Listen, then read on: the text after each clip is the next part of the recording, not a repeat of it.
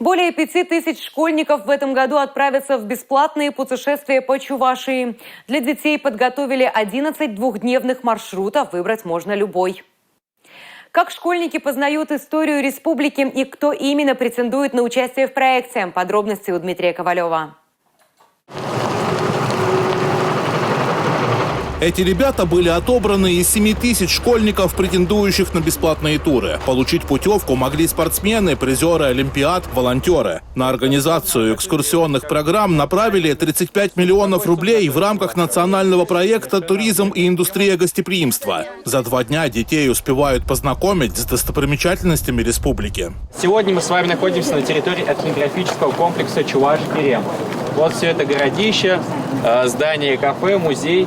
В этом этнокомплексе хранят историю Чувашского края. Здесь воссоздали и городища Сувара-Булгар. Такие крепости защищали древние поселения. Сейчас здесь отмечают национальные праздники. Гостей принимаем часто, примерно 3-4 группы в неделю. Это значит 2-3 дня.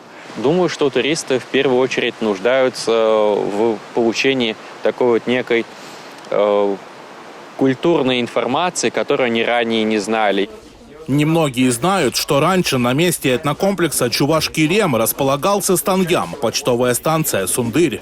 Это экспозиция, посвященная истории почты. Примерно так в 19 веке выглядели станы, то есть перевалочные пункты. Тракты мастили камнями и бревнами, которые вкапывали вглубь на 1 метр. В музее собрали и архивные документы той эпохи. К примеру, на станцию Сундырь приезжали известные писатели Федор Достоевский, Лев Толстой, Николай Некрасов, литературный критик Николай Чернышевский и многие другие.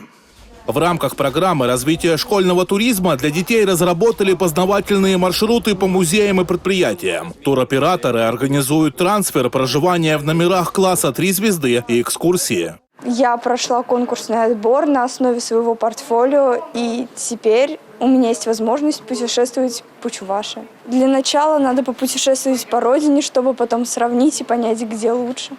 Если бы не этот тур, я бы, наверное, сюда не приехал.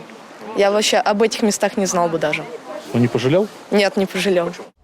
Прошлый год показал, что путешествия по Чувашии востребованы школьниками. Было отобрано 5000 детей. Критерии отбора были следующие. Оценивались достижения и успехи. Осенью в республике запустят и однодневные туры для учеников 3-х и 4-х классов. Дмитрий Ковалев и Игорь Зверев. Республика из Чебоксарского муниципального округа.